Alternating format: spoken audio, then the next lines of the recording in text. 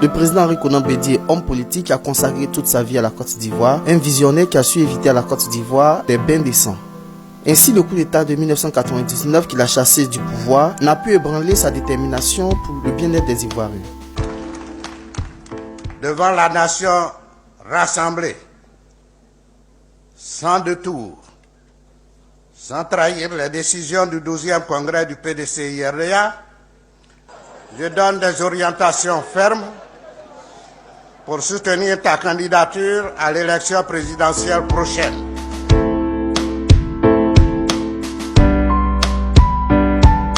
Acteur clé de la politique ivoirienne, le président Bédié est une personnalité qui pèse bien ses mots.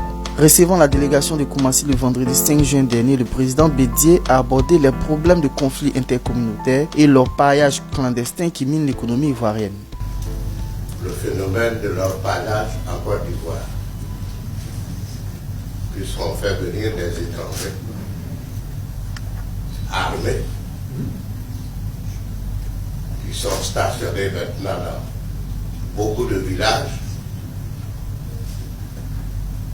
pour, s'ils sont armés, c'est pour servir à quoi?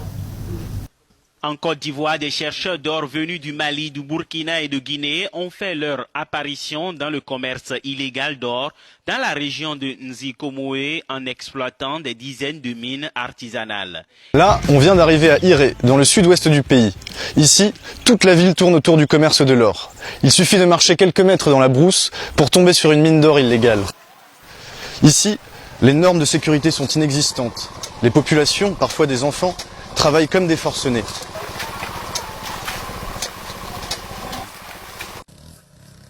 Sur ce périmètre, dans le village d'Angovia, dans la sous-préfecture de Boisflé, une petite colonie burkinabé a établi son campement. Ici, la vie se résume à creuser, creuser et creuser. De longs filons et des trous d'une profondeur pouvant atteindre 30, 40, 50, voire 60 mètres. Un travail long et harassant, au péril de sa vie, mais au bout duquel l'espoir de trouver de l'or, beaucoup d'or. Ça signale que ça est là, mais on n'a pas trouvé la vraie place. Partout où il s'en va, nous on le suit. Ouais.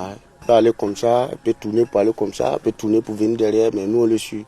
C'est une mine clandestine, cachée au cœur de la forêt, dans les environs de Daloa, à 400 km d'Abidjan, dans l'ouest de la Côte d'Ivoire. Une sorte de ravin, un trou dans la terre rouge, une dizaine de mètres de profondeur sur près de 100 mètres de long, avec des tunnels, des machines pour broyer les cailloux et des mineurs qui remontent les échantillons de roches pour voir si des paillettes d'or sont emprisonnées à l'intérieur.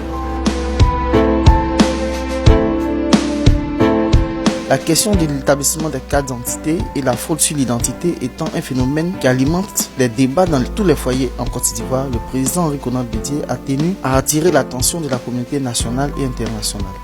On leur fait faire des papiers et ils ressortent. Certains repartent, d'autres restent. Et tout cela pour quel but? Si c'est pour venir fausser les élections de 2020, nous voulons le savoir. Mais nous traiterons de tout cela un jour.